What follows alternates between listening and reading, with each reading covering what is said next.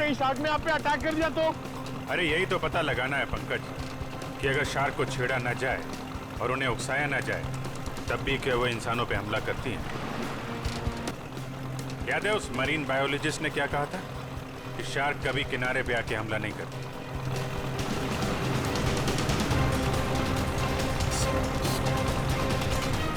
Ready?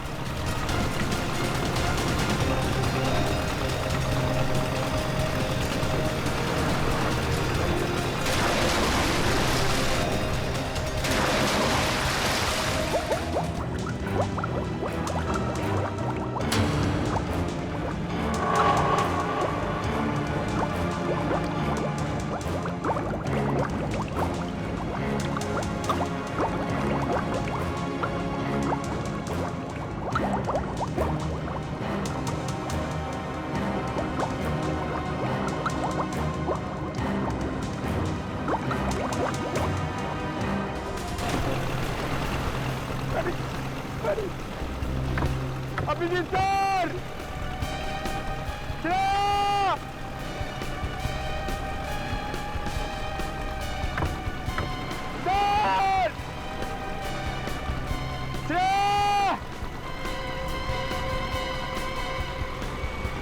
Shark! निकल! Shark! बचाओ! बचाओ! शार्क! शार्क! चुप करो, शार्क हमारी तरफ नहीं आ रही है, दूसरी तरफ जा रही है। अरे निकल अभिजीत सर नीचे! सर! अरे चुप करो, दूसरी तरफ जा रही है वो।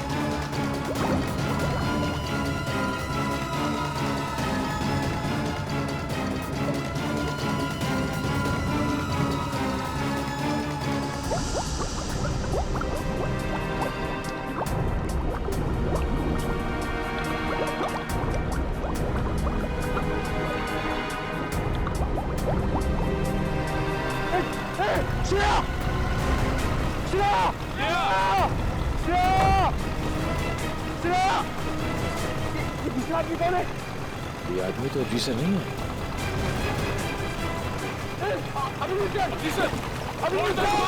जल्दी फोड़ दो, जल्दी!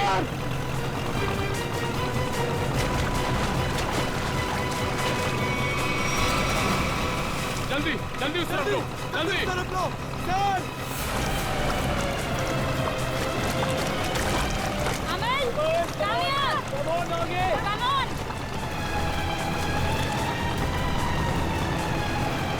सर! पकड़ यार!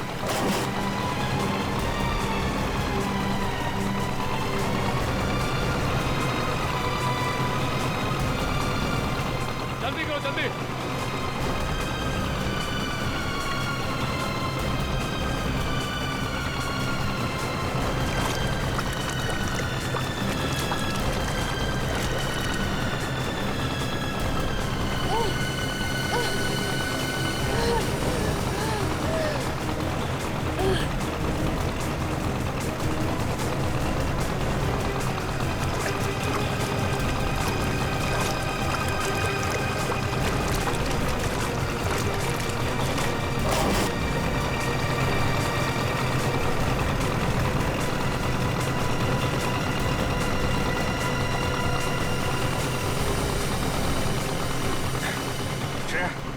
तुम ठीक हो? हाँ सर, मैं ठीक हूँ। श्रेया तुम ठीक हो? सर! सर! संभाल के।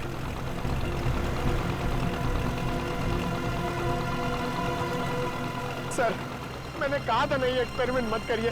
आपने देखा ना, शार्क ने अटैक किया ना श्रेया पे। नहीं पंकज, शार्क ने मुझ पर हमला नहीं किया था।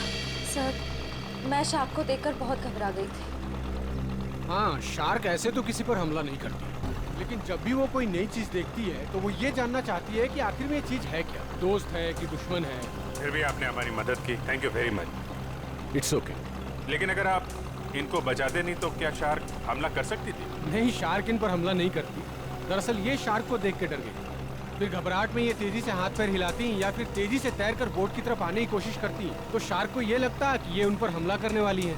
फिर शायद शार्क अपने बचाव में इन पर हमला कर देती। ओह, बच गई। वैसे शार्क के बारे में लगता है आपको काफी जानकारी है? जी, दरअसल मैं एक मरीन रिसर्चर हूँ और ये हमारी टीम है, Maya and Jain. Hi so. Hello.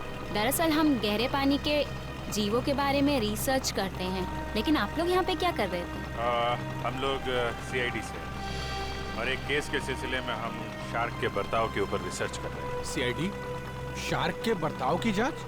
मैं कुछ समझा नहीं। एक्चुअली 3-4 दिनों में 2 आदमियों की मौत हो गई। वैसे तो ये शार्क अटैक लगता है, लेकिन हमें शक है कि शार्क को खून करने के लिए उकसाया गया। लेकिन आपको ऐसा क्यों लगता है?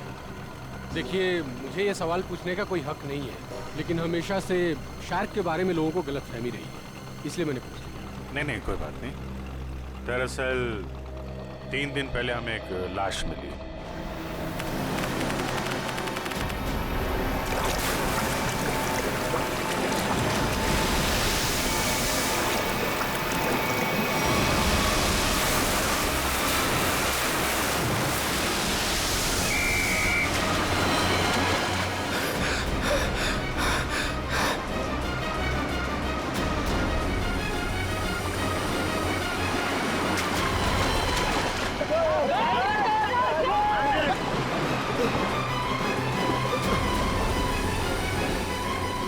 जतिन, वो मछुआरे डूब रहे, मैं जाके उन्हें बचाता हूँ।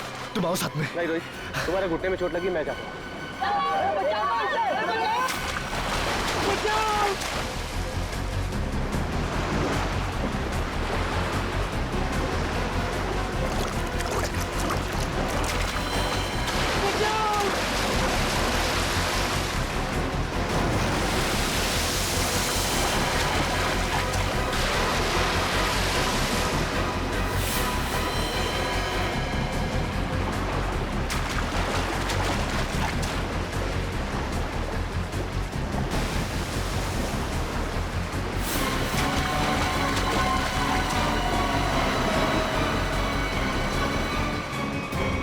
जब जतिन को मालूम था कि वहाँ पे टाइगर शार्क्स हैं, तो उसे किसी बोट वगैरह से जाना चाहिए था ना।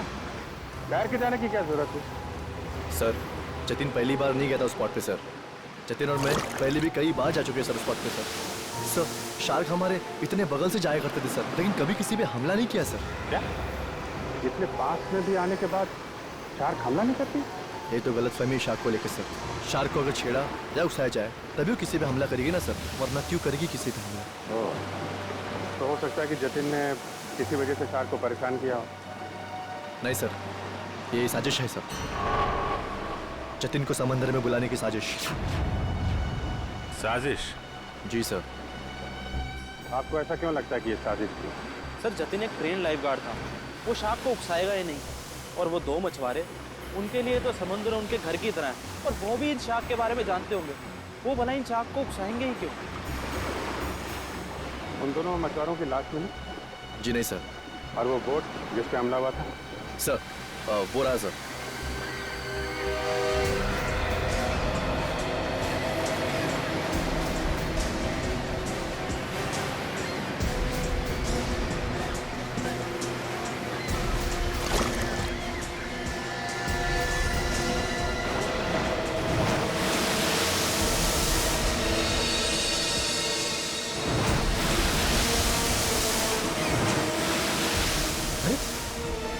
ये तो वो लाइफगार्ड जैसे कपड़े। हाँ, इसमें कुछ है। हो सकता है उस लाइफगार्ड जतिन की हो। ये क्या है? सर! हाँ? सर, ये जतिन की शॉर्ट्स का कपड़ा मिला है। उसकी जेब में से ये चीज मिली है।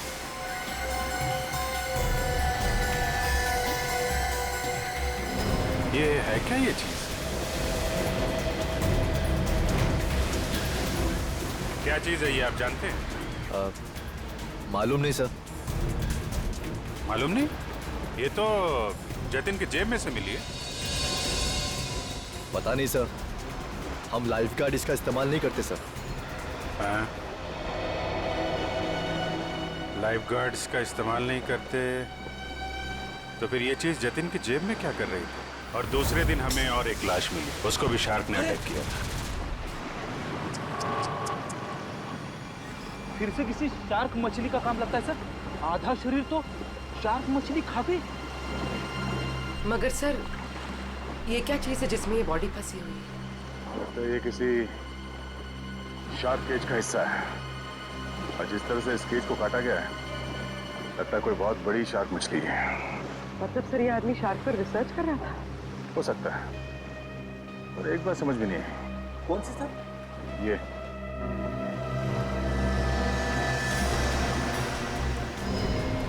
ताला अक्सर ऐसे पिंजरे में इस तरह का ताला नहीं होता। ऑटोमेटिक मैकेनिज्म होता है जिससे पिंजरे के अंदर जो आदमी है वो आसानी से अंदर बाहर जा सके। मतलब सर, ये एक्सीडेंट नहीं है? हाँ पूर्वी, लगता है ये एक मर्डर है।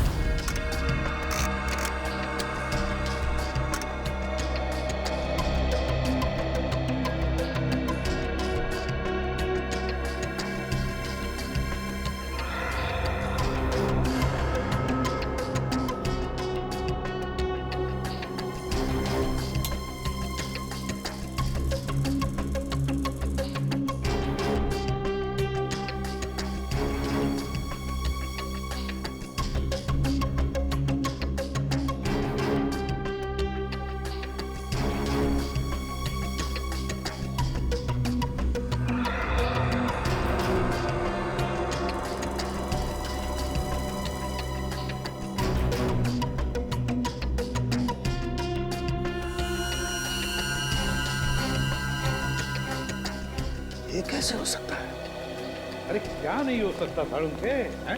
क्या नहीं हो सकता? यही बॉस के शार्क का दांत लोहे का तो हो नहीं सकता है।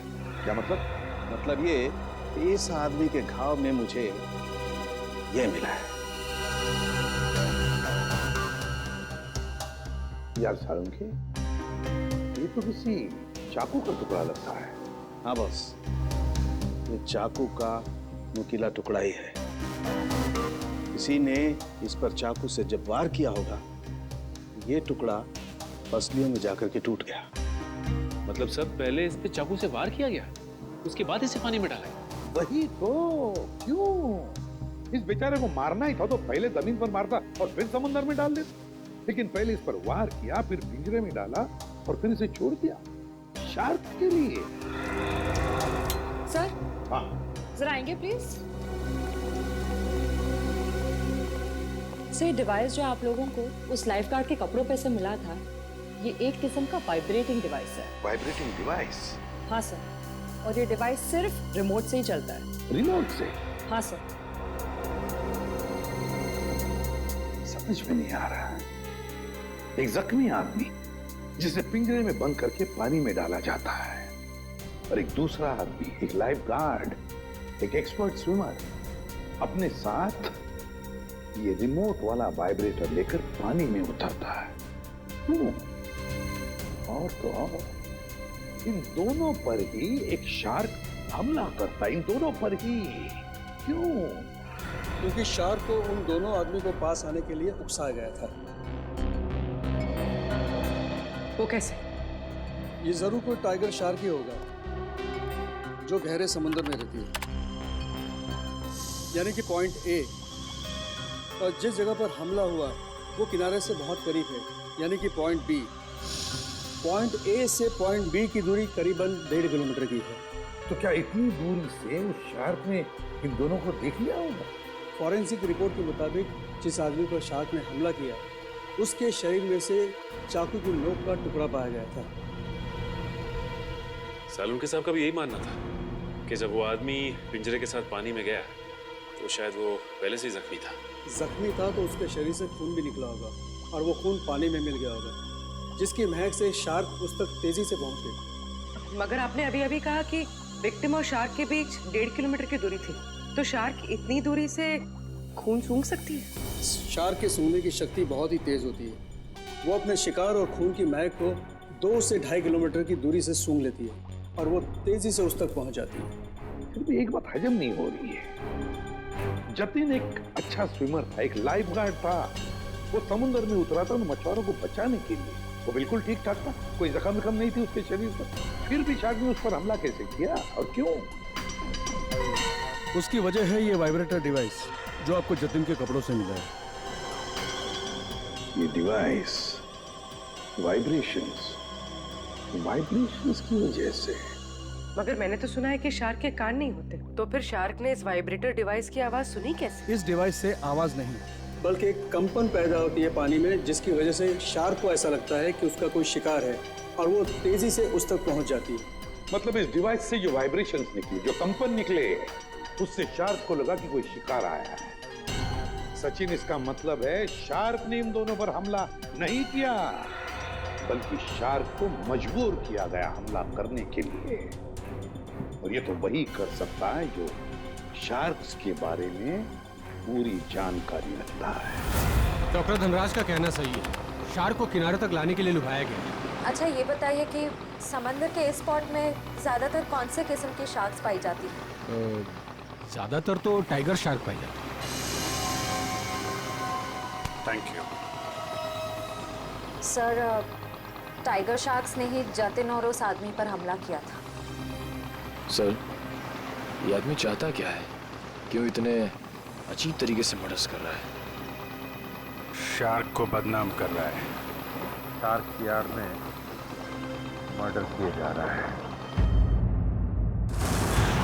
इस वाइब्रेटिंग डिवाइस का इस्तेमाल किया गया जतिन के फोन में। इससे सुपरसोनिक साउंड निकाली गई, जिससे शार्क जतिन के पास आई और उसका फोन कर दिया। और तो और खूनी को यह भी पता था कि तुम्हारे घुटने में चोट लगी है और तुम्हारी ड्यूटी दोपहर की, इसलिए उसने ऐसा वक्त चुना जिसमें सिर्फ और सिर्फ जतिन ही उन दोनों ढोंगी मछुआरों को बचाने के लिए पानी में कूदे।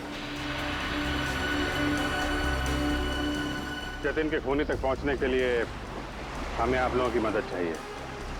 सर, वो कैसे सर? जतिन के बारे में जो कुछ भी जानते हैं वो सब हमें बताइए आप। सर जतिन के बारे में हम ज़्यादा कुछ नहीं जानते सर। बस इतना पता है सर कि उसकी किसी से दुश्मनी नहीं थी सर, और ना ही उसकी किसी से गहरी दोस्ती थी सर। हाँ, वो हमेशा अपने काम से काम रखता था और ज़्यादा किसी से बातें भी नहीं किया करता था।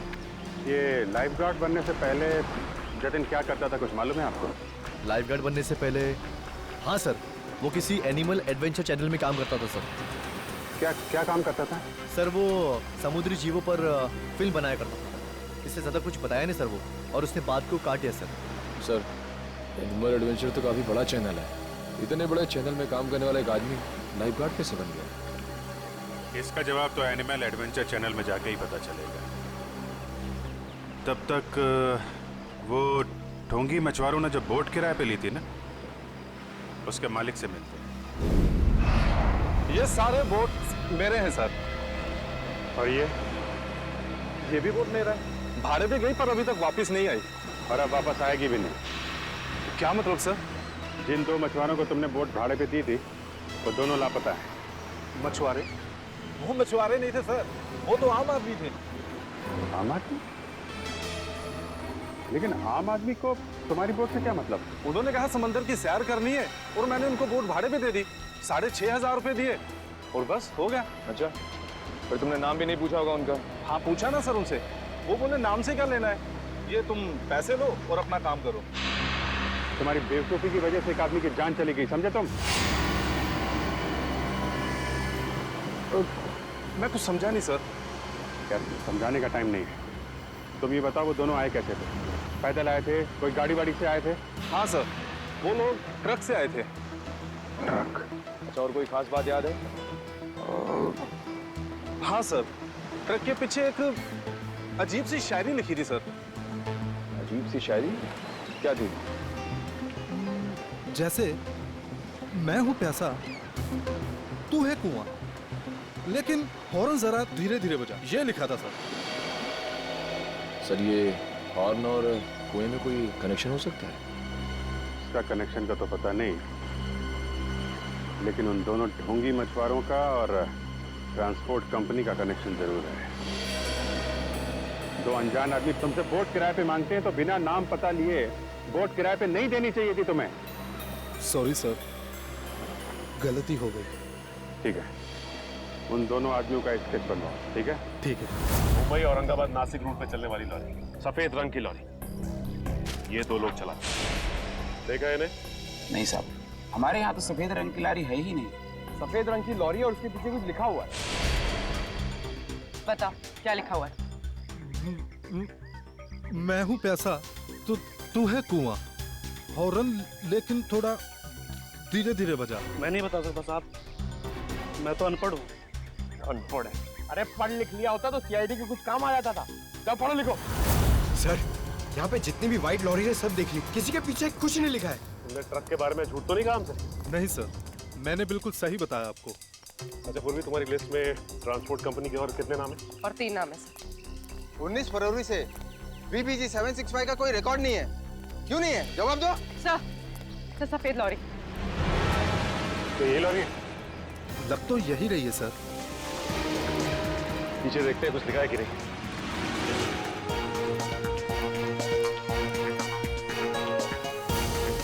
यही है सर, इसमें एक बड़ा सा स्टील का पिंजरा भी था।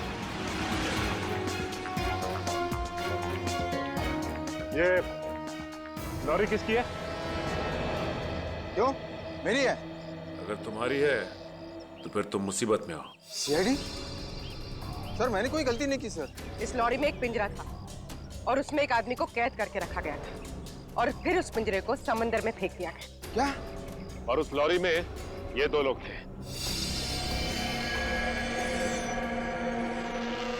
पहचानते हो इन्हें? हाँ, ये दोनों तो मेरी ट्रांसपोर्ट कंपनी में काम करते हैं। बल्लू और चिंकू इनका नाम है। बल्लू और चिंकू? कहाँ मिलेंगे ये बल्लू और चिंकू? सर ये रहे बल्लू और चिंकू, ये रहे।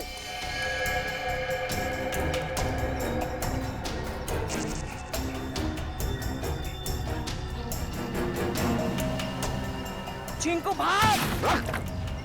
एक कदम भी आगे बढ़ाया ना तो गोली चल जाएगी। नहीं साहब, साहब हम पे गोली मत चलाना साहब। साहब हमने सब पैसों के लिए किया था साहब। हम उन पैसों से ट्रक खरीदने वाले थे। हमारी उन दोनों से कोई दुश्मनी नहीं थी साहब। वो आदमी की उससे कुछ अजीब तरह की दुश्मनी थी। कौन था वो आदमी? सर वो एनिमल एडवेंचर चैनल में काम करता है। सर ये तो वही चैनल है जिसके लिए लाइफ गार्ड जतिन काम करता था। जतिन? Shark attack. शार्क मछली ने जतिन को मार डाला। हाँ हाँ, शार्क मछली ने जतिन को खा डाला। जतिन आप क्या काम करता था एनिमल एडवेंचर चैनल में? इतनी अच्छी नौकरी छोड़कर उसने लाइफ गार्ड की नौकरी क्यों पकड़ ली? ऐसा क्या हुआ? सर हमें कुछ नहीं पता। अगर आपको कुछ पूछना है तो आप हमारे बॉस मिस्टर निकेतन से पूछिए। जरा बुलाओ, निकेतन को बुलाओ। क्या हो रहा है यहाँ पर? अरे सीआईडी सर, आप लोग यहाँ? जी हाँ, आप मिस्टर निकेतन ही है ना? जी हाँ, मैं हूँ इस चैनल का हेड मिस्टर निकेतन। बोलिए क्या बात है? अच्छा ये बताइए कि मिस्टर जतिन आपके यहाँ काम करते थे ना? हाँ, जतिन हमारे समुद्री जीव पर डॉक्यूमेंट्री बनाता था। बोलिए क्या बात है? खून हो गया उसका। खून? हाँ, शार्क का इस्तेमाल किया गया जतिन को मारने के लिए। सर लेकिन ऐसा कैसे हो सकता है? यही पता लगाने के लिए हम यहाँ पर आए हैं। 2012 में जतिन ने यहाँ की नौकरी क्यों छोड़ी? ऐसा क्या हुआ यहाँ पर जो लाइफ गार्ड बन गया? अमित, जरा कंप्यूटर में से 89X फाइल खोलना। सर 2012 में जतिन हमारे यहाँ पे वाटर लाइफ डिपार्टमेंट में प्रोग्रामिंग हेड था और उसकी टीम में 3 लोग थे, प्राची, दिया और सिड। फिर क्या हुआ? सर मैंने शार्क पर डॉक्यूमेंट्री फिल्म बनाने के लिए उन चारों को ऑस्ट्रेलिया भेजा था, लेकिन वहाँ पर शार्क पोचिंग यानी कि शार्क मछली के गैरकानूनी शिकार में वो लोग फंस गए। सर एग्जैक्टली मुझे नहीं पता, लेकिन दिया और प्राची वहाँ से इंडिया नहीं लौटी और सिड और जतिन ने भी मुझे इसके बारे में कुछ नहीं बताया। और इसलिए तुमने उन्हें नौकरी से निकाल दिया? सर मैं क्या करता, मेरे चैनल का नाम खराब हो रहा था और कोई रास्ता नहीं था मेरे पास। इस सब के पीछे वही है सचिन, ऑस्ट्रेलिया का शार्क पोचिंग। सर जो पिंजरे में हमें लाश मिली थी वो जतिन की तो थी नहीं। कहीं ऐसा तो नहीं कि वो लाश जतिन के साथ ही सिड की हो सकती है, हो सकती है वो सिड की लाश। सर फाइल ओपन हो गई। आइए सर। सर देखिए, ये है जतिन और ये दिया और ये है सर प्राची। पंकज, दोनों को लेकर आओ। सर, जतिन और सिड का तो खून हो चुका है, अब बचे प्राची और दिया। कहीं प्राची और दिया को भी। पूर्वी, काम करो, दिया और प्राची इन दोनों की पूरी इंफॉर्मेशन निकालो। सर।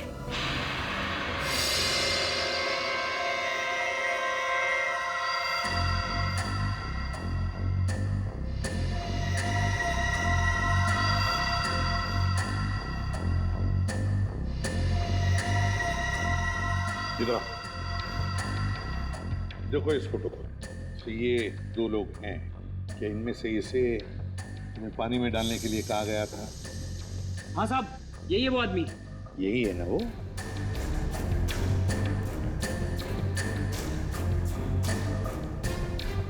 अच्छा बताओ, किसने कहा था तुम्हें इसे पानी में डालने के लिए? सर, इसी ने बोला था। मैं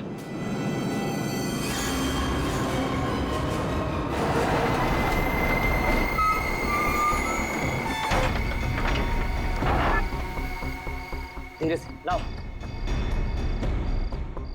बस जल्दी हो गया, अभी निकालो इसे। चिंकू सर पकड़।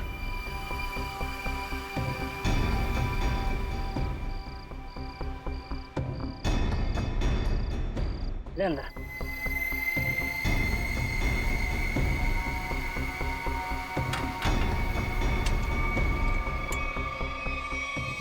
ये चले से, वो तैयार है। इतनी भी क्या जल्दी है? इंजेक्शन? जब इसे इंजेक्शन से ही मारना है तो ये सब करने की क्या जरूरत थी? ये इंजेक्शन इसे मौत नहीं बल्कि इसे होश में लाएगा। होश में? हाँ, ताकि ये अपनी मौत अपनी खुली आंखों से देख सके।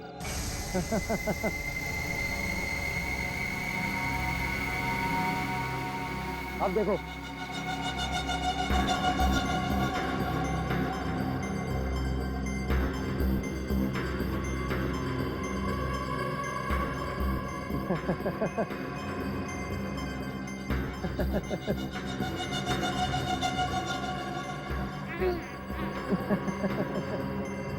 उठो, ट्राई करो।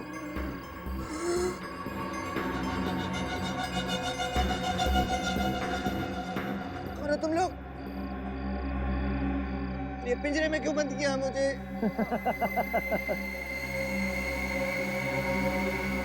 तुम? हाँ मैं।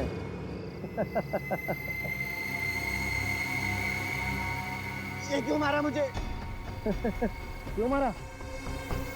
जब ये पिंजरा समुद्र में जाएगा और तुम्हारी इस खून की महक से शार्क मछलियां जब तुम्हारी तरफ बढ़ेंगी ना, तब तुम्हें पता चलेगा मैंने तुम्हें क्यों मारा। मत करो ऐसा, प्लीज छोड़ दो मुझे।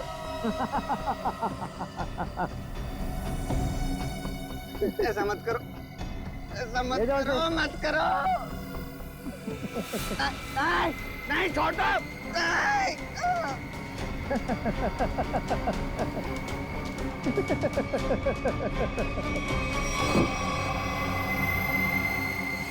अरे सर, ये क्या बके जा रहे हो तुम? मैं तुम्हें जानता तक नहीं।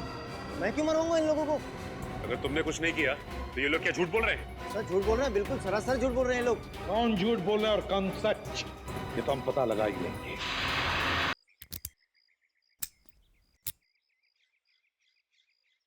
सर प्लीज एक बार मौका दीजिए ना सर, दया सर की स्टाइल में दरवाजा तोड़ने का। हाँ, मैं एसीपी साहब से बात करता हूँ, आगे से दरवाजे तोड़ने का ऑर्डर तुम्ही को दे।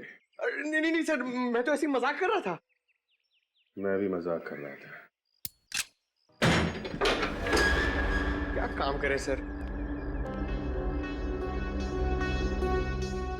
सर, पड़ोसियों ने कहा था ये घर 1 साल से बंद है, तो फिर इतना साफ सुथरा कैसे? बजी ना दिमाग की घंटी, इसका मतलब साफ है। इस घर में कोई रह रहा है।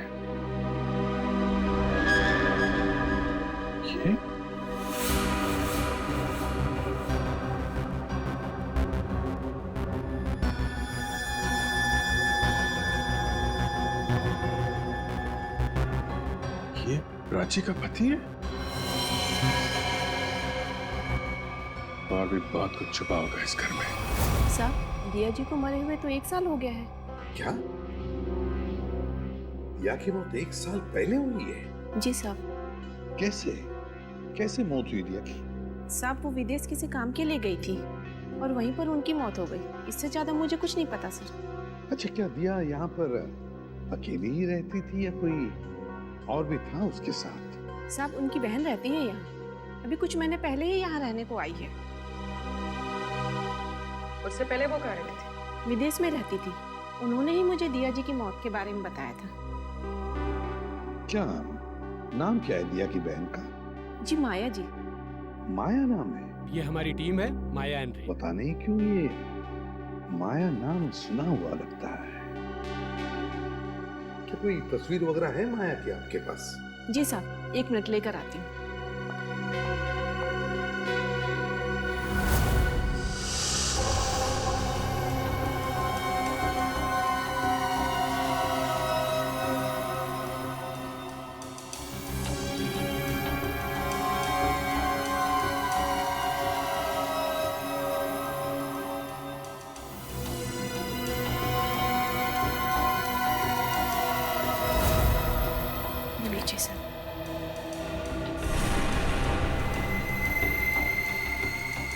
ये है माया?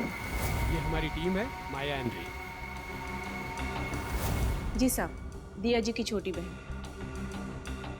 दिया की छोटी बहन माया।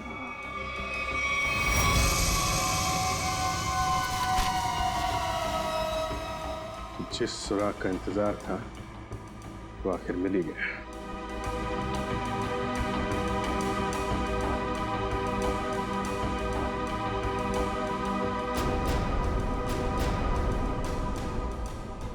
प्लानिंग के साथ मर्डर किए गए।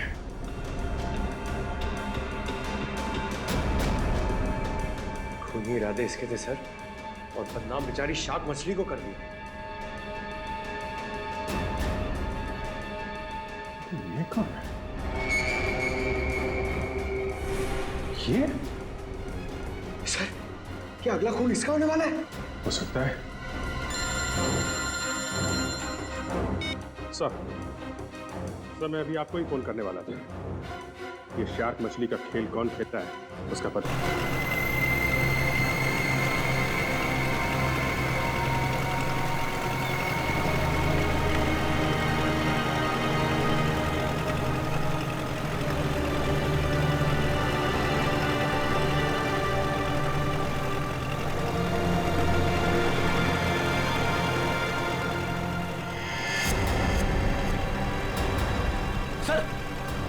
वहां पे बोट है।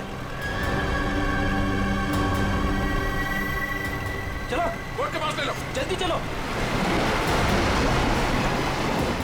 रे एंड माया, पिछली बार हम 90 फीट तक गए थे और इस बार भी उससे ज्यादा डीप नहीं जाना। हमें सिर्फ टाइगर शार्क की फुटेज निकालनी और साथ में ये भी ध्यान रखना है कि हमें ये पता लगाना जरूरी है कि दोपहर के वक्त ये टाइगर शार्क पानी के किस लेवल तक रहती है।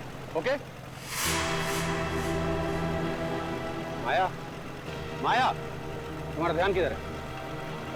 मैं कुछ बोल रहा हूं ना, कहां देख रही हो तुम? क्या है इधर?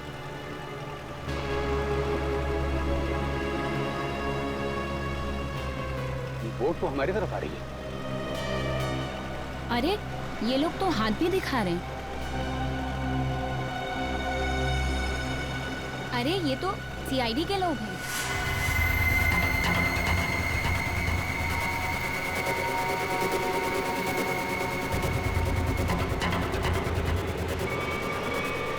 अमन, अमन क्या कर रहे हो?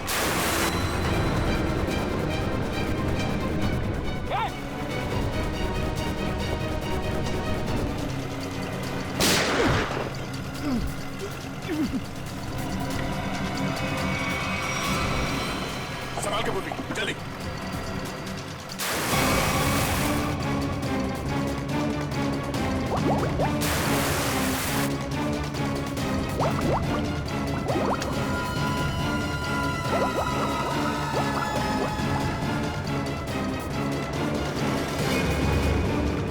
जल्दी बोट के पास ले लो।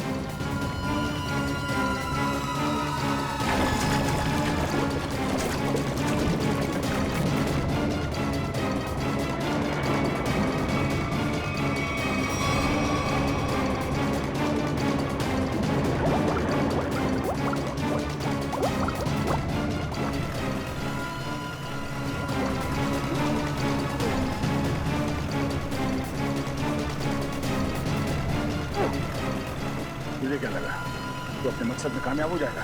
हमारे मुद्दे में नहीं।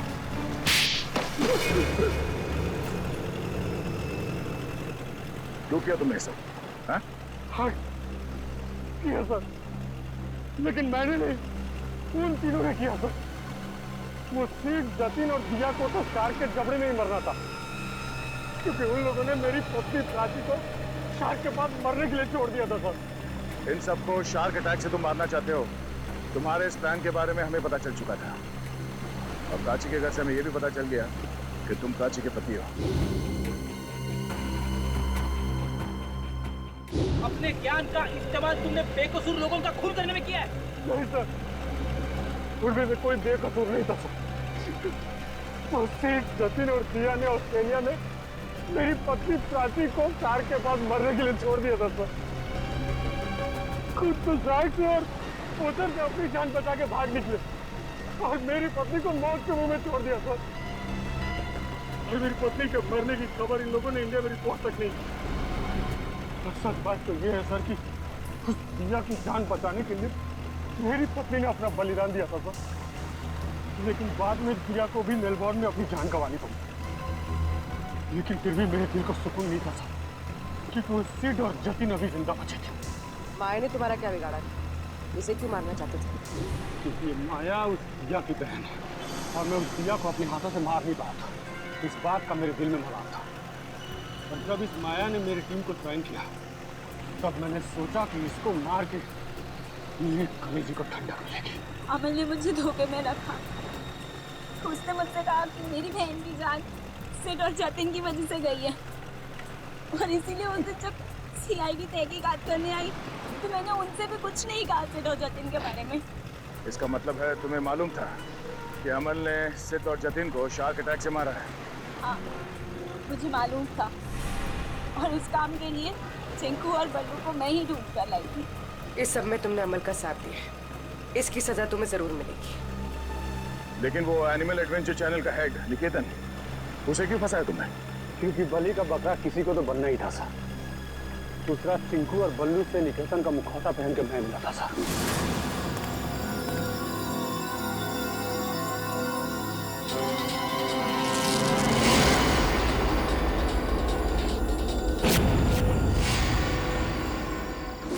इन बेकसूर शार्क्स को तुमने बदनाम किया है अपना हथियार बना के, जबकि ये इंसानों के दुश्मन नहीं होते। मौत बांटते फिर रहे थे ना तुम, हाँ?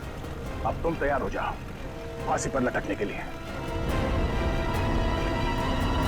तुझे पता है ये झील ना किसी की प्राइवेट प्रॉपर्टी है, और यहाँ तैरना तो बहुत ही मुश्किल है। ये झील, नदी, पहाड़ और ये झरने, ये सब कुदरत की बनाई हुई देन है। ये सब हम इंसानों के लिए तो है, किसी एक की प्राइवेट प्रॉपर्टी कैसे हो सकती है? यार तूने अपने फंडे कम मार यार, तुझे पता है हम नेशनल लेवल के स्विमर है। अगर यहाँ पकड़ेगे ना तो हमारी इज्जत की धज्जियां उड़ जाएंगी यार। हमें कौन पकड़ेगा यार? देख यहाँ कोई गार्ड भी नहीं है। तुझे पता है ये झील की गहराई कितनी है, और ये हमारे लिए कितनी खतरनाक है यार। वो चैंपियन, तू कब से गहराई से डरने लग गया? देख ज्यादा नाटक मत कर, मैं जा रहा हूँ और आजा चुपचाप। नहीं यार, मुझे तेरे साथ ये एडवेंचर करने का कोई शौक नहीं है, तू जा। ठीक है, तेरी मर्जी। और एक बात याद रखना, अगर आज 6 बजे तक होटल ना पहुंचे ना तो सर हमें देहरादून वापस भेज देंगे। पता है।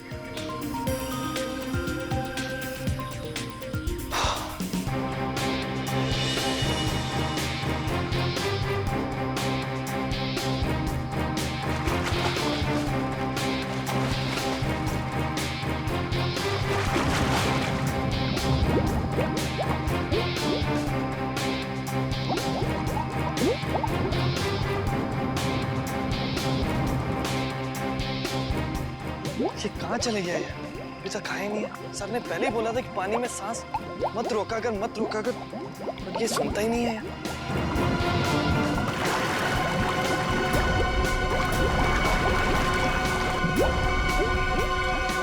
अरे इसे कुछ हो तो नहीं क्या? परम! खून! परम! परम!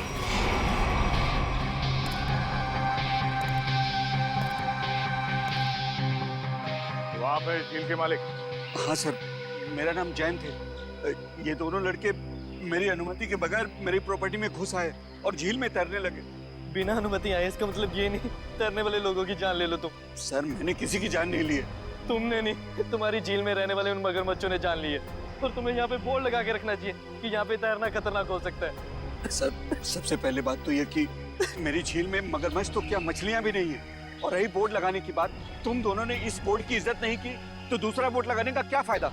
अगर तुम्हारी झील में मगरमच्छ नहीं है तो परम को किसने मारा? दिनेश एक बात बताओ, जब तुम्हारे दोस्त परम की लाश यहाँ पानी में ऊपर तैरने लगी तो आसपास कोई मगरमच्छ या बड़ी मछली को देखा ना? नहीं सर, बस परम को खून से लथपथ देखा सर, और कुछ नहीं सर। मतलब जो कुछ भी हुआ है इस झील के अंदर ही हुआ है। जरूर कोई ना कोई जीव जंतु है इस पानी के अंदर। ये गोताखोर कितनी देर में आने वाले? बस सर आने ही वाले। सर लाश देख के ऐसा लगता है कि इसकी मौत किसी मगरमच्छ या मछली के काटने से ही हुई है। सर पूरे शरीर पे गहरे निशान है। और सर शरीर के कई हिस्सों पर तो मांस ही नहीं है। मेरी झील में इतनी खतरनाक मछलियाँ और मुझे नहीं पता। इतने भोले मत बनो। इस तरह के मगरमच्छ और बड़ी मछलियाँ आसमान से नहीं टपकते झील में, खरीद के डाले जाते हैं। अगर तुम्हारे झील में जानवर निकला जिसका लाइसेंस नहीं है तुम्हारे पास तो खून का केस चलेगा तुम पे। खून का केस है? हाँ खून का। सर गोताखोर आ गए।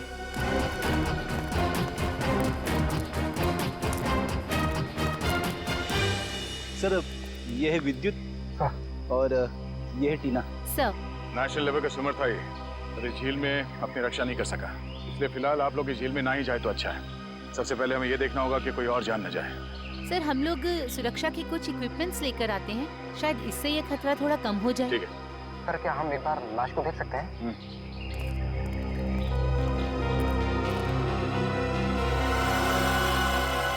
सर ये तो किसी अनजान से जानवर के काटने जैसा लग रहा है। मैंने इससे पहले कभी ऐसी मौत नहीं देखी। अब ये जानवर है या कोई मछली, ये तो फॉरेंसिक लैब में ही पता चलेगा। अच्छा आपका ये सेफ्टी इक्विपमेंट लाने में कितना देर लगेगा? सर यही कोई 2-3 घंटे में। ठीक है। हाँ सचिन। क्या इसी तरह का हादसा कहाँ पे? सलोरा झील।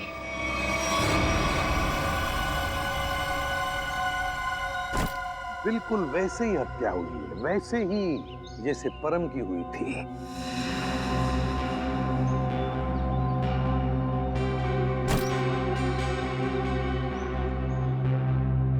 वैसे आप दोनों इस झील की देखभाल करते हो, मेरा मतलब है केयरटेकर हो आप लोग?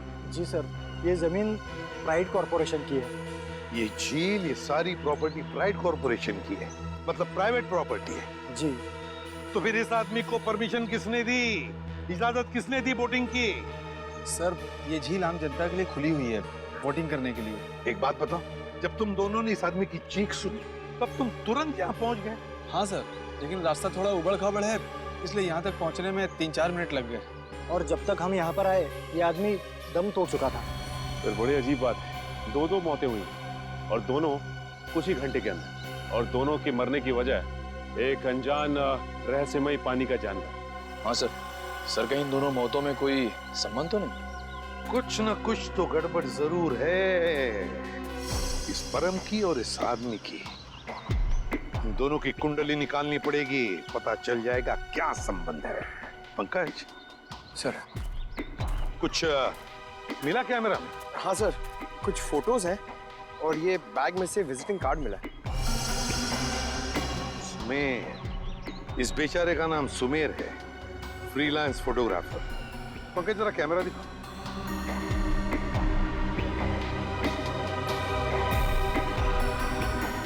आखिरी फोटो लगता ही धुंधला सा है। हाँ सर लगता है सुमेर के मरने से ठीक पहले की फोटो है।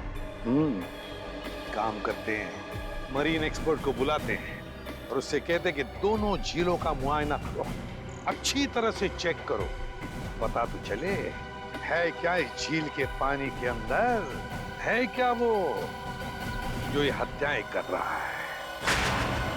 सर अब तक तो हम यही मानकर चल रहे थे कि इन दोनों की मौत पिराना मछलियों की वजह से हुई है, लेकिन ये जख्म तो कुछ और ही कहानी बता रहे हैं। हाँ तारीखा देखा मैंने। अब देखो मिस्टर परिमल आ रहे हैं, क्या बताते हैं? सर आप परिमल जी को पहले से ही जानते हैं? हाँ, बहुत पुरानी पहचान है मेरी उनसे। अब पानी में रहने वाले जीव जंतुओं की बड़ी अच्छी जानकारी। अरे आओ परिमल। अभी तुम्हारे बारे में बात कर रहा था डॉक्टर तारिका से। अच्छे लग रहे हो सालुंके, इतने साल बाद भी बिल्कुल नहीं बदले। हाँ नहीं खेती जो है। पर अफसोस हमारे मिलने की वजह इन दो लोगों की मौत है। सर के मैंने परिमल को इन दोनों लाशों के फोटोग्राफ्स भी दिखाए और उन दोनों झीलों पर भी लेकर गए हम जहाँ से ये लाशें मिली थी। बहुत अच्छा। तो परिमल क्या लगता है यार तुम्हें? मुझे नहीं लगता कि इन दोनों की मौत पिराना मछली के काटने की वजह से हुई है। परिमल जी इन दोनों लाशों पर जो जख्म के निशान है, जो दांतों के निशान है, वो पिराना मछली के ही है। वो तो है, मगर पिराना मछली इंडिया में नहीं रह पाती। सर ये भी तो हो सकता है कि इन मछलियों को कोई दूसरे देश से लाया हो तस्करी करके। हो सकता है श्रेया, पर अगर कोई पिराना मछली को यहाँ पर लाया है तो वो मछली यहाँ पर जिंदा नहीं रह पाएगी। वो तो सिर्फ दक्षिण अमेरिकी नदियों में ही पाई जाती है, क्योंकि वहाँ के पानी में कुछ ऐसे मिनरल्स और तत्व होते हैं जो उसे जिंदा रखने में मदद करते हैं। हाँ बिल्कुल बिल्कुल, हम जानते हैं यार, ये सब जानते हैं, लेकिन यार एक काम करो ना, चेक कर लो एक बार प्लीज। हाँ चेक कर लेते हैं, चलो। ये देखो, ये है पिराना का जबड़ा। हम चेक कर लेते हैं कि इन दोनों पे पिराना ने हमला किया था या नहीं। प्लीज।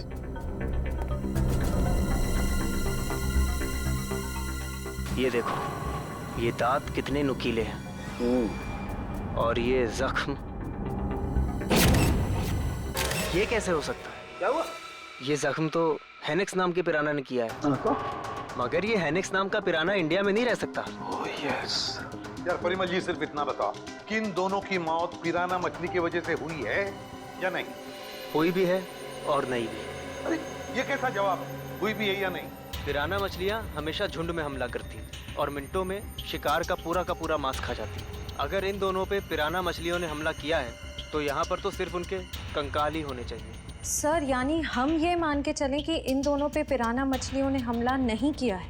हाँ बिल्कुल बिल्कुल श्रेया, मुझे भी यही लगता है, क्योंकि इनके जख्मों पर मुझे कोई डीएनए भी नहीं मिला यार। ऐसा कैसे हो सकता है सालुंके साहब?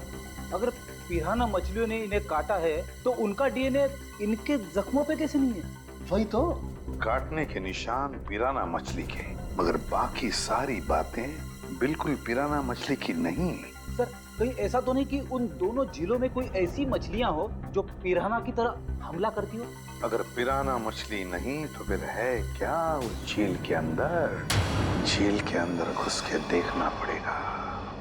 देखो, हमारा अंदाजा है कि इस झील में पिराना मछलियां हैं जो झुंड में इंसान पर हमला करती है और कुछ ही मिनटों में देखते ही देखते इंसान का मांस नोच के खा जाती है। तो आप लोग ये खतरा उठाने के लिए तैयार हैं? हाँ सर, हमारी हमेशा से ही ख्वाहिश थी कि हम लोग कभी सीआईडी की मदद करें आपका केस सॉल्व करने में, और आज हमें वो मौका मिल ही गया। Very good. और वैसे भी सर, हम लोग अपनी सुरक्षा का इंतजाम पहले से कर चुके हैं, और अगर मछलियों ने हम पर हमला किया तो इस पाइप के जरिए हम लोग पानी में एक ऐसा तरल पदार्थ डालेंगे जिससे मछलियों का सांस लेना मुश्किल हो जाएगा और वो उल्टी दिशा में भाग जाएंगी। अरे मछलियों की जान तो नहीं चली जाएगी? नहीं सर, ये सिर्फ मछलियों को दूसरी दिशा में भगाने के लिए है। सर अगर और किसी जीव जंतु ने 1 मीटर से पास आने की कोशिश की तो ये रेड बजर अपने आप बच जाएगा और हम सचेत हो जाएंगे। जाओ पंकज, वैसे तो तुम बहुत बातें करते हो, आज इतने शांत क्यों? सर मौत के मुंह में जाने से पहले इंसान कुछ कह ही नहीं पाता है। मुझे तो बस इस बात का डर है कि ये पिराना मेरा बारबेक्यू ना बना दे। ऐसा कुछ नहीं होगा, ये हमारा बहुत ही होनहार ऑफिसर है, इसका अंदर भी जरा ख्याल रखना। जी जरूर सर। All the best. चलो चलो। पंकज,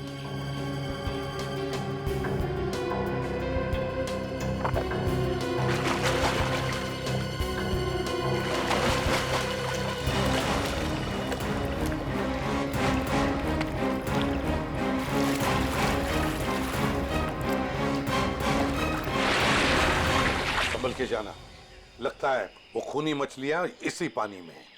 सब सुरक्षा की सारी व्यवस्था बराबर है? यस सर, हमने पूरी तैयारी कर ली है, खतरे की कोई भी बात नहीं। Great, good luck. चलो जाओ।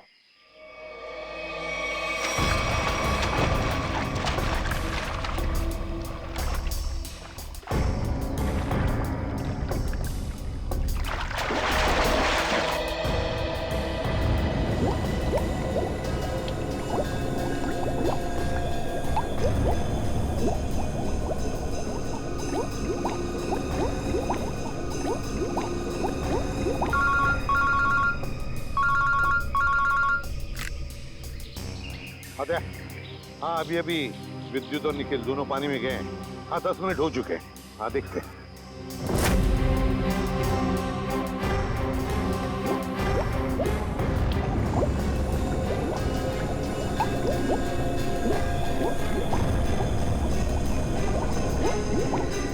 काफी टाइम हो गया सर।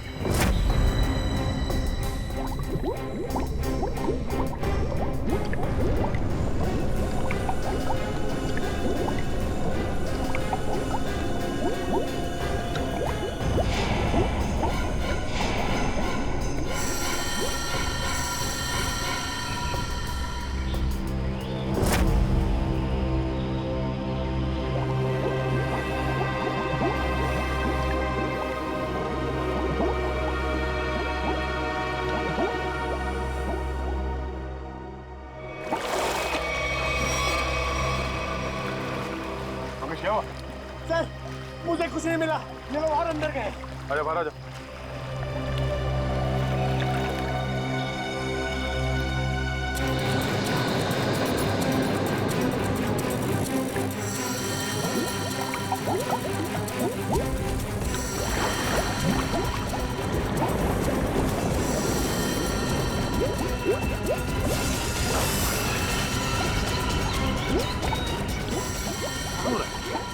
निखिल, विद्युत!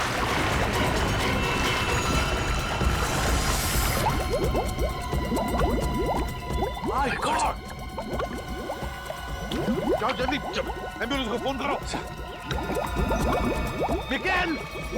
विद्युत! My God! निखिल! इधर आओ! निखिल!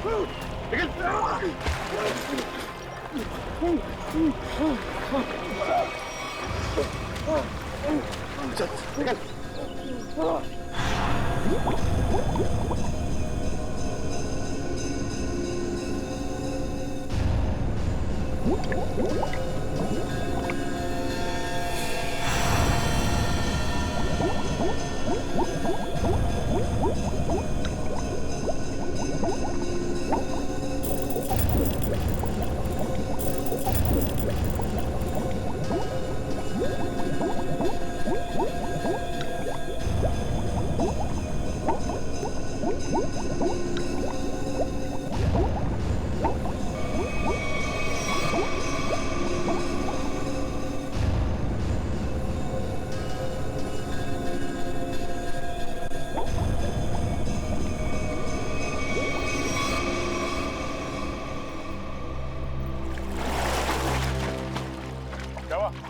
पानी के अंदर मछलियां हैं? सर मछलियां तो नहीं मिली, पर ये मछलियों का कंकाल और ये जंजीर मिली है। दिखाओ सर। मछलियों के कंकाल और ये जंजीर है? जिंदा मछलियां नहीं अंदर? सर हम लोग पानी की गहराई तक जाके आए हैं, लेकिन यहाँ पर जीव जंतु का नामो निशान तक नहीं है। मगर सर मछली का कंकाल तो मिला है। शायद जिस मछली ने परम को मारा वो खुद मर गई हो। नहीं फ्रेडी, माजरा कुछ और ही है। झील के नीचे मिली ये जंजीर कुछ और ही कहानी बता रही है, मगर क्या? एक मिनट प्लीज हटिए। हिम्मत मत हारना निखिल, कुछ नहीं होगा तुम्हें। घबराओ मत विद्युत, तुम्हें कुछ नहीं होगा। हटिए प्लीज।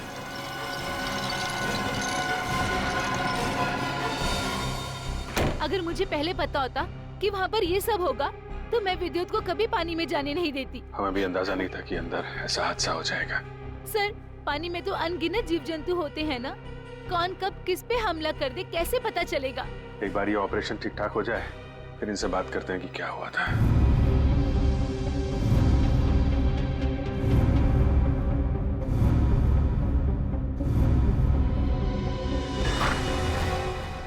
आप कैसे हैं दोनों? जी हाँ, अब वो दोनों खतरे से बाहर हैं। आप लोग ठीक वक्त पर इन्हें यहाँ ले आया। डॉक्टर साहब क्या हम उनसे मिल सकते हैं? जी हाँ, क्यों नहीं। डॉक्टर साहब एक बात और, हमें उनके खून का और खाल का सैंपल चाहिए फॉरेंसिक टेस्ट के लिए। ठीक है, मैं नर्स को बोल देता हूँ।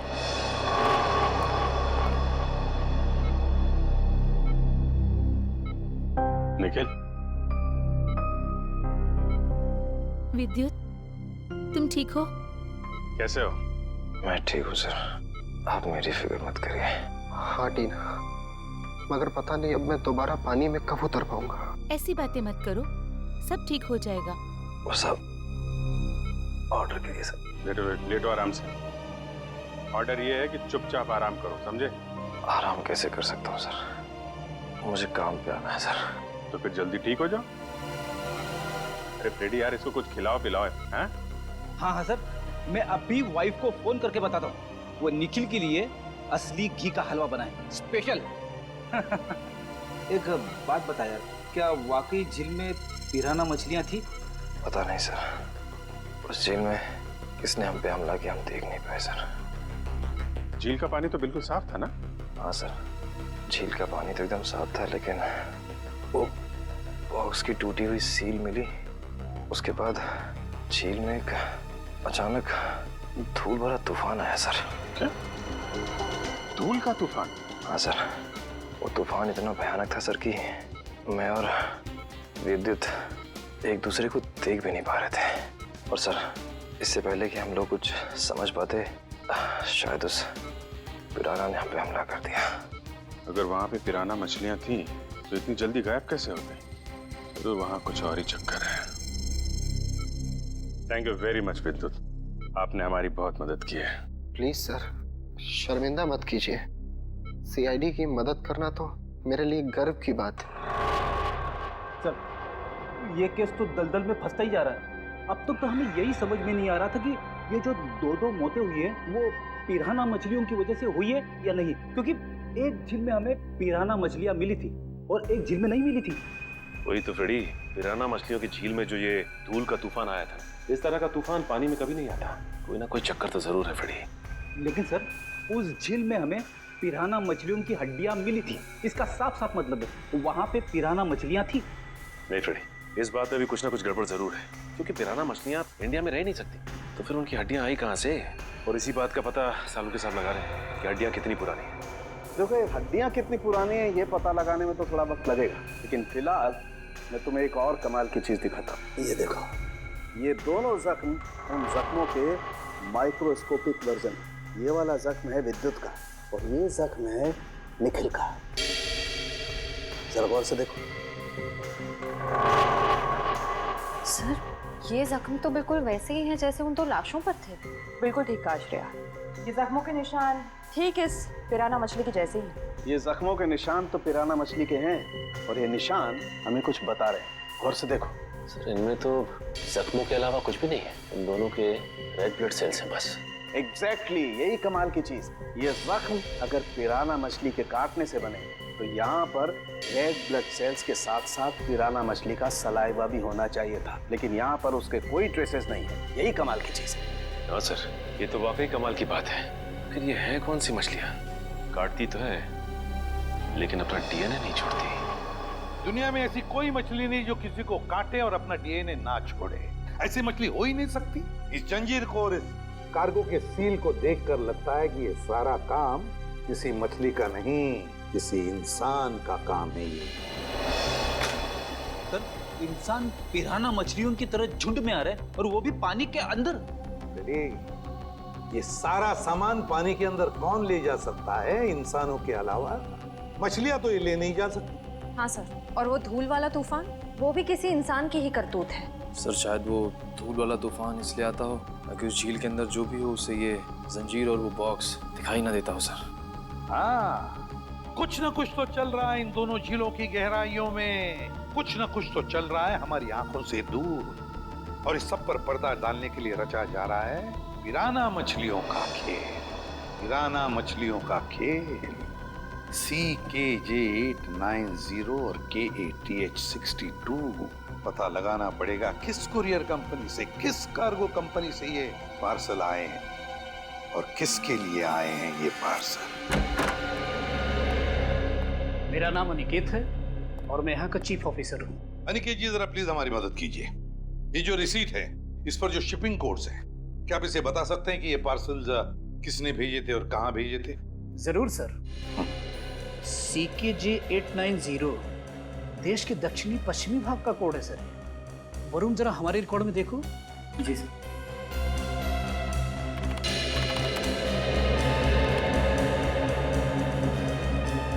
सर इन तीनों पे तो क्या? सर इन तीनों पे तो लाल निशान है। लाल निशान? हाँ सर।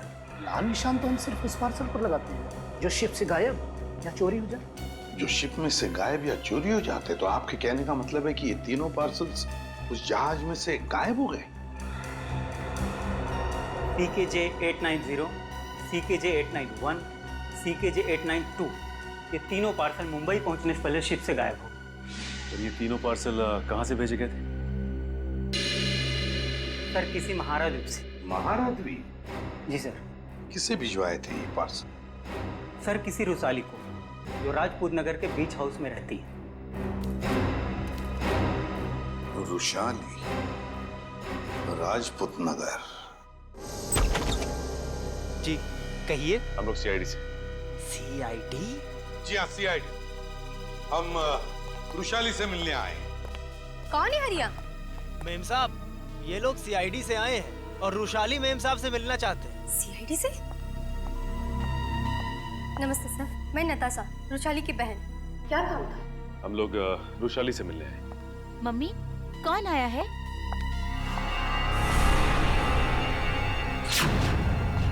टीना, तुम? AC पे सर, आप? देखो टीना, हम रुशाली से मिलने आए। मेरी मासी से। रुशाली तुम्हारी मौसी है? क्या हुआ?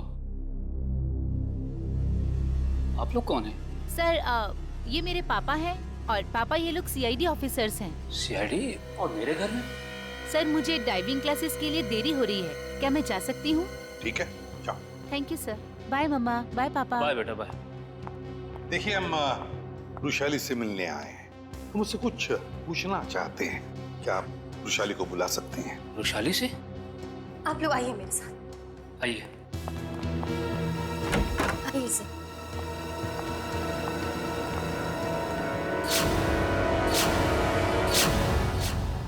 ये रुशाली है? जी सर, यही है रुशाली, मेरी बहन। क्या हुआ क्या इन्हें? सर दरअसल 1 हफ्ते पहले सलोरा झील में एक हादसा हुआ था, जिसकी वजह से रुशाली को लकवा मार गया। आपने सलोरा झील का? जी सर। ऑफिसर, अब तो आप बता दीजिए कि आपको रुशाली से क्या बात करनी थी। ठीक है, बता ही देता हूँ। वो जो पिराना मछली वाला मर्डर केस है, उसमें रुशाली का गहरा संबंध है, ऐसा हमें शक है। सर, रुशाली का इन सब चीजों से क्या लेना देना है? सचिन, वो कार्गो वाली रसीद का ये देखिए। महारा द्वीप से 3 बक्से रुशाली को कुरियर किए गए। तो क्या इन 3 बक्सों के बारे में आप लोग कुछ जानते हैं? पर ऐसे कोई बक्से तो यहाँ तक पहुँचे ही नहीं। हाँ, वैसे तो इसमें से 2 बक्से हमारे पास है। वो 2 बक्से हमें मिले 2 झीलों में से। झील के अंदर बक्से? जी हाँ, और उसमें से एक झील है सलोरा झील, जहाँ पर रुशाली के साथ ये हादसा हुआ। सर, उन बक्सों में था क्या? वही तो पता लगाना है हमें, और ये भी जानना है कि उस तीसरे बक्से में है क्या, और ये तीसरा बक्सा है कहाँ। देखिए, आप बुरा मत मानिए, लेकिन हम आपके घर की तलाशी लेना चाहते हैं। तलाशी? जी हाँ, तलाशी। सचिन, फ्रेडी, घर की अच्छी तरह से तलाशी लो।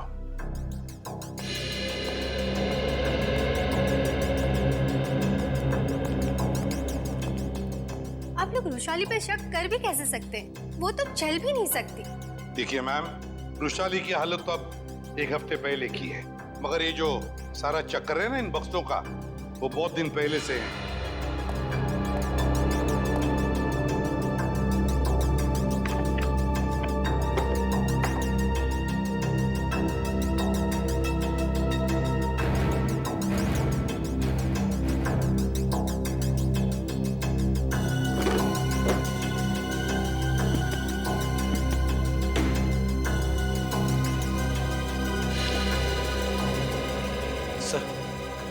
बाहर के कमरे में कुछ नहीं है। बाहर कुछ नहीं है।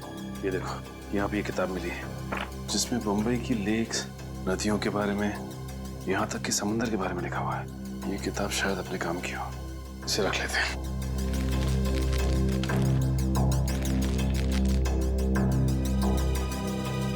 सर, कमरे में कहीं पे भी तीसरा बक्सा नहीं मिला। कहीं पर भी नहीं मिला? नहीं। लेकिन सर, एक किताब मिली, शायद हमारे काम की है। अगर आपको इतराज न हो तो ये किताब हम ले जाना चाहते हैं। ले लीजिए। Thank you very much. और सॉरी हमने आपको थोड़ी तकलीफ दी। हमारी यही इच्छा है कि रुशाली जल्दी ठीक हो जाए।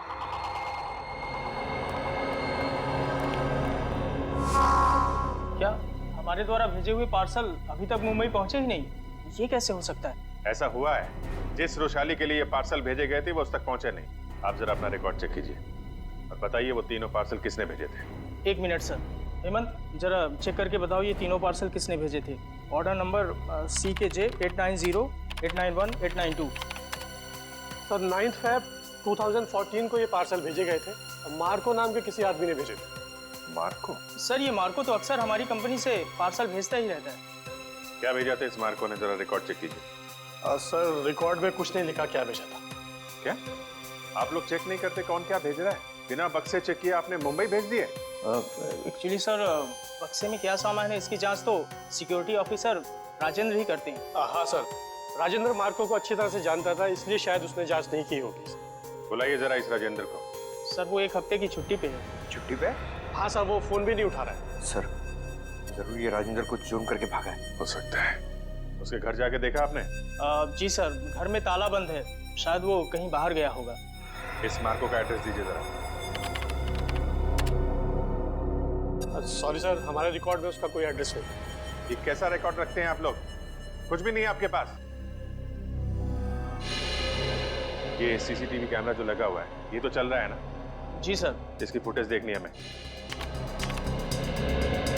सही। इसमें से मार्को कौन है? सर ये आदमी जिसने पीले रंग की टी-शर्ट पहनी हुई है यही मार्को है। वही जिसके कंधे पे बैग है? जी हाँ।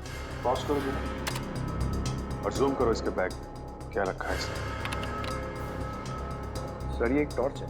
टॉर्च और पीले रंग का हेलमेट। ये मार्को कहीं किसी खान में काम करता है क्या? Mine worker sir. Mine worker. इस टापू पे कहीं कोई खान है क्या? हाँ सर, यहाँ से 200 किलोमीटर दूर एक सोने की खान है। सोने की खान? ठीक है, ठीक है। जैसे आपको कुछ और पता चले मुझे तुरंत बताइए। ठीक है, थैंक यू। सर। हाँ सर, ये मार्को किसी सोने की खान में काम करता है। अच्छा सर, कहीं वो वृषाली को इस कार्टन में सोना ही तो नहीं भेज रहा था? तो रुशाली बता सकती है ना, मगर वो बताने की हालत में ही नहीं है। हमें पता लगाना पड़ेगा क्या था उन बक्सों में। सर वृषाली का इस जुर्म में कहीं ना कहीं तो हाथ जरूर है। उसके साथ दुर्घटना हुई थी सलोरा झील में, ये कोई संयोग नहीं हो सकता। हाँ सर, शायद इसके बारे में उसके घर वाले कुछ बता सके। हाँ लेकिन मगर उसके घर वाले तो कहते कि उन्हें उन बक्सों के बारे में कुछ पता ही नहीं। तो सबसे दिलचस्प बात मुझे लगी वो है टीना। वो डाइवर, वो गोताखोर, वो निकलती है रुशाली की भतीजी। रुशाली का सलोरा झील में एक्सीडेंट और टीना और रुशाली का रिश्ता, कहीं ना कहीं इन दो बातों का संबंध है। कुछ ना कुछ तो गड़बड़ जरूर है। सर टीना को ब्यूरो में बुलाकर पूछताछ करें? करेंगे, लेकिन अब नहीं, जब वक्त आएगा तब करेंगे। उस कुरियर कंपनी ने हमें बताया था कि रुशाली को 3 बॉक्सेस भेजे गए थे, 3, और हमें मिले हैं 2। तीसरा बॉक्स गया कहाँ? तीसरा बॉक्स गया कहाँ? सर शायद ब्लू क्रीक और सलोरा झील की तरह किसी तीसरे झील में छिपा के रखा हो। बिल्कुल सही फ्रेडी, किसी तीसरी झील में ही छुपाया गया है वो बॉक्स। और वो कौन सी झील है ये बताएगी ये किताब जो हमें रुशाली के घर से मिली। अब ये देखो, देखो इस पन्ने को, क्या लगता है तुम्हें? है? हाँ सर, ऐसा लग रहा है किसी पुरानी किताब से निकाल के लगाया गया हो। बिल्कुल किसी पुरानी किताब का ही पन्ना है ये। और तो और इसके ऊपर जो नंबर लिखा है ना पिछले ना अगले पन्ने से मेल खाता है। और फिर ये नंबर है इस पन्ने पर 1902। 1902 क्या हो सकता है बताओ? 19 फरवरी, 19 फरवरी है ना? और परम की मौत हुई थी 20 फरवरी। 20 फरवरी को। अब दिखाता हूं दूसरा पन्ना, बिल्कुल वैसा ही पीला, और इस पर नंबर लिखा है 2102, मतलब 21 फरवरी। मगर सर सुमेर की मौत हुई 20 फरवरी को और इन पन्नों के हिसाब से उन दोनों की मौत होनी चाहिए 19 और 21 फरवरी को। नहीं, लेकिन यही तो गलती कर रहे हो तुम। 19 फरवरी और 21 फरवरी ये 2 तारीखें उन दोनों की मौत की नहीं, ये तारीखें हैं उन बक्सों को जेल से निकालने की। मतलब सर इस किताब में एक पीला पन्ना और होगा जो हमें बताएगा कि ये तीसरा पार्सल कब और कौन से झील में से निकाला जाएगा। बिल्कुल सही रेडी। और ये रहा तुम्हारा तीसरा पन्ना, बिल्कुल वैसा ही पीला, और उसके ऊपर नंबर है 0203। 0203 मतलब 2 मार्च। बिल्कुल 2 मार्च तारीख है जिस दिन मुजरिम आएगा पिप्पी झील पर वो तीसरा बक्सा निकालने के लिए। आज से बिल्कुल 48 घंटे बाद पिप्पी झील। आसान के बोल क्या 15 साल पुराना? अच्छा ठीक है, थैंक यू। क्या हुआ sir?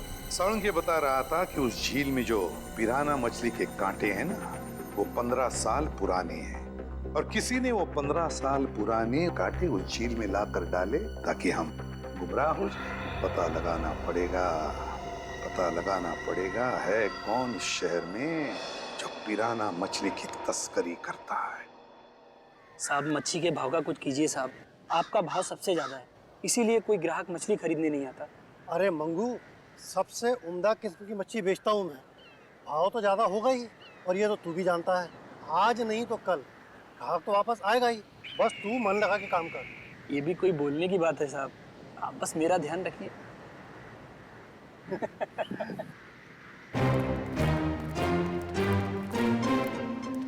Hello sir. Tupur. Me टुपुर।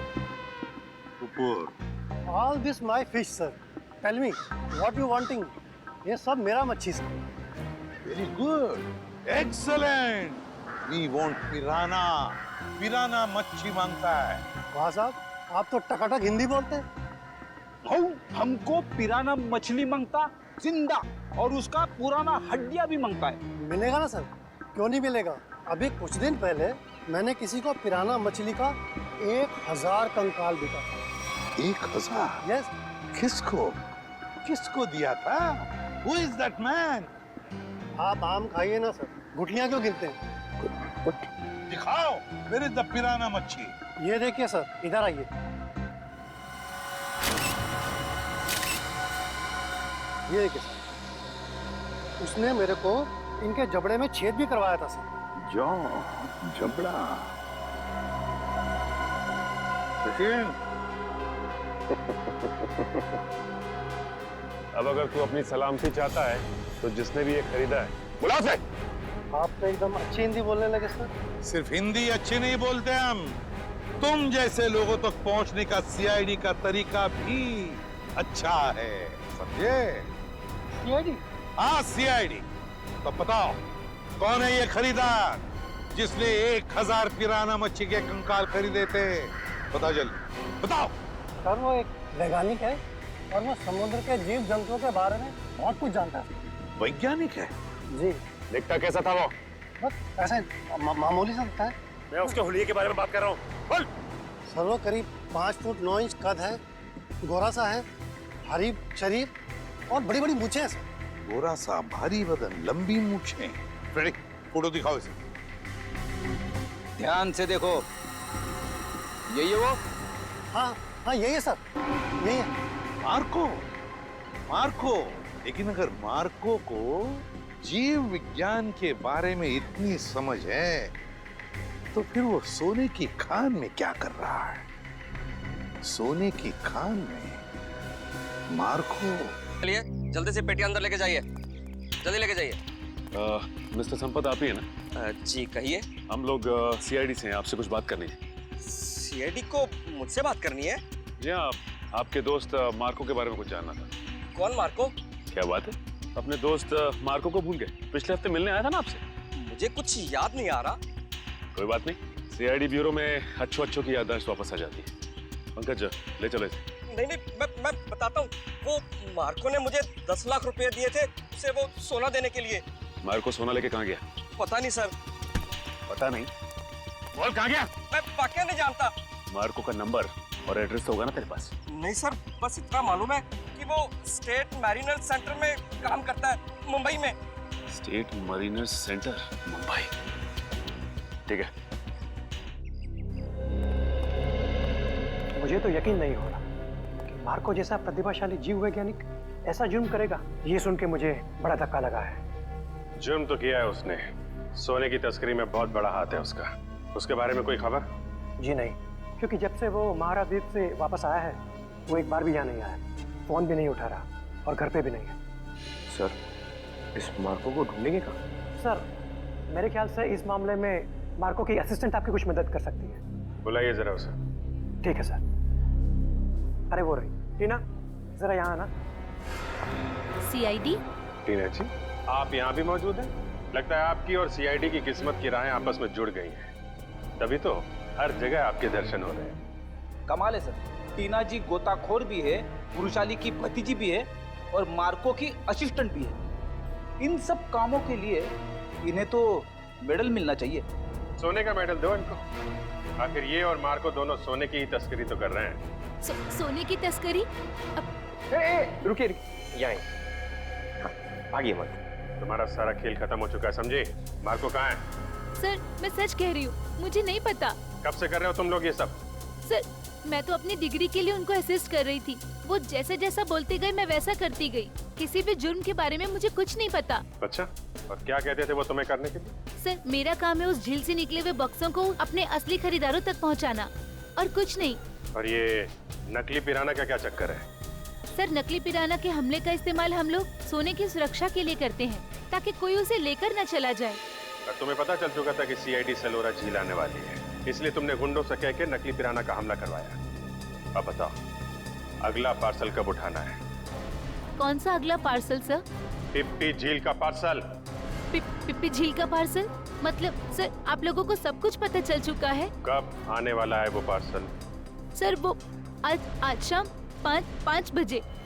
शाम को 5 बजे।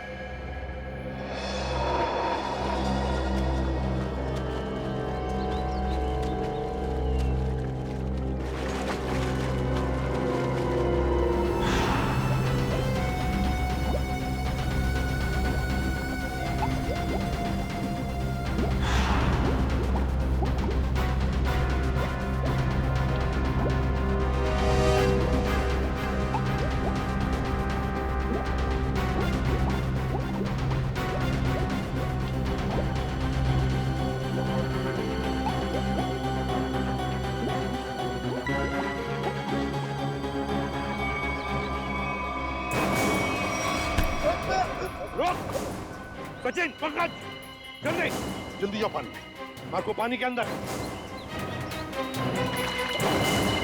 संभल के, छोड़ो मत उसे।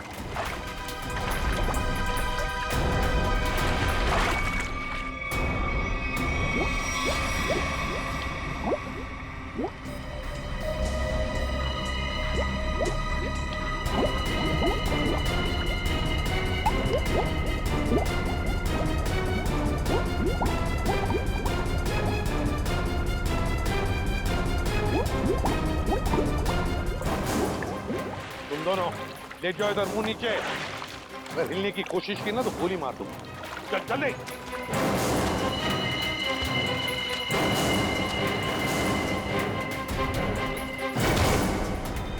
मार्को जी, तलाश थी तुम्हारी, आ गए ना भाग में।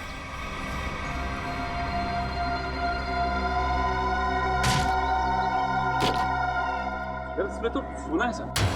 और सर, वो पिराना मछली भी लोहे की है, बैटरी से चलती है। अच्छा। और नीचे सर कैमरास भी लगे हुए बॉक्स के पास। सोना को सुरक्षित रखने के लिए लोहे की पिराना मछलियां और अंडर वाटर कैमरा। बता, सच सच बता जल्दी।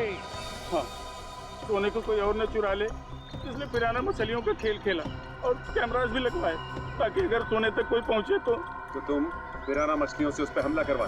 हाँ, इसे मैं 2 किलोमीटर दूर से भी ऑपरेट कर सकता था।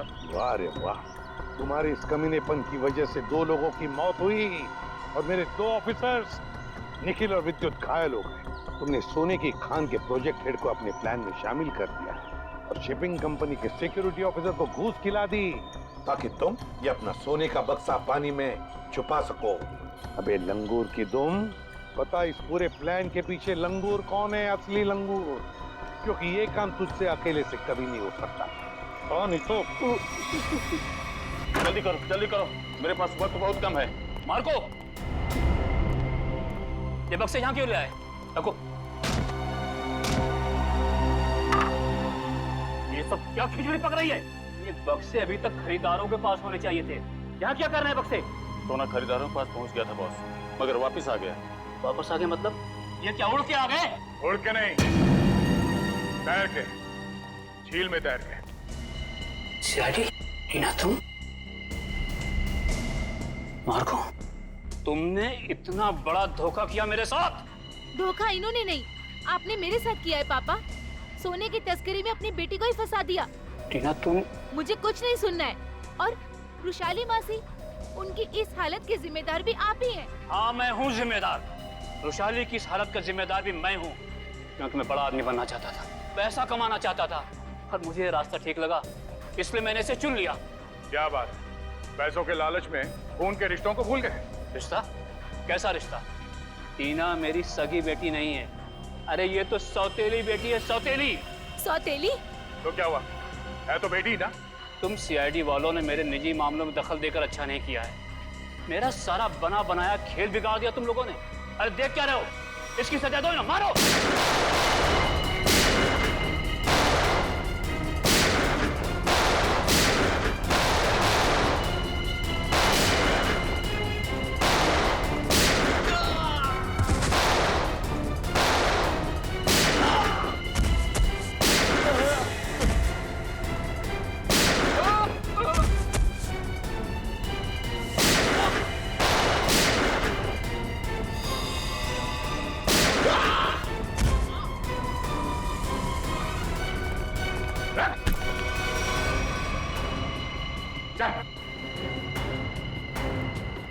सोने की तस्करी की, सीआईडी वालों को गोलियां चलाई, अपने परिवार वालों को धोखा दिया। तेरी जुर्म की लिस्ट तो बहुत लंबी है, मगर अफसोस उससे भी लंबा मेरा ये हाथ है। मैंने नताशा से पैसों के लिए शादी की थी, लेकिन नताशा की बहन रुशाली सारा पैसा अपने कब्जे में रखती थी। वो एक एक रुपए का हिसाब मुझसे लेती थी। तो इसलिए तुमने सोचा कि क्यों ना एक तीर से दो निशाने लगाए जाए, तस्करी से दौलत कमाई जाए और रुशाली को उस हालत में पहुंचाकर उसकी दौलत भी हथिया ली जाए। और मेरे दिमाग में ये प्लान मार्को से मुलाकात के बाद आया, क्योंकि मार्को एक जीव वैज्ञानिक था और मैंने सोचा क्यों ना उसके ज्ञान का फायदा उठाया जाए, इसीलिए मैंने सोना जो झील में छिपा दिया। और अगर कोई उस झील में उतरे तो उस पे नकली पिराना वाले हमला कराए जाए, ताकि लोग डर के मारे उस झील के पास न जाए। हाँ? बड़ा ही आराम से हमारा ये जुर्म का कारोबार चल रहा था। मैंने पार्सल भी रुशाली के नाम से बुक कराया था, ताकि कभी कानून की नजर इस कारोबार पर पड़े तो शक मुझ पे नहीं रुशाली के ऊपर जाए। मगर अफसोस, सीआईडी की टीम ने तुम्हारे इस घटिया प्लान की धज्जियां उड़ा दी। अब जेल में बैठ के खेलते रहना, पिराना पिराना, फांसी का ऑर्डर आने तक।